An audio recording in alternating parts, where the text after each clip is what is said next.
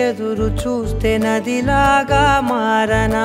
చైత్రమల్లె నువ్వు పూస్తే చిగురాకే అవ్వనా నన్నే వరించే యువరాజును అంట నీ యువ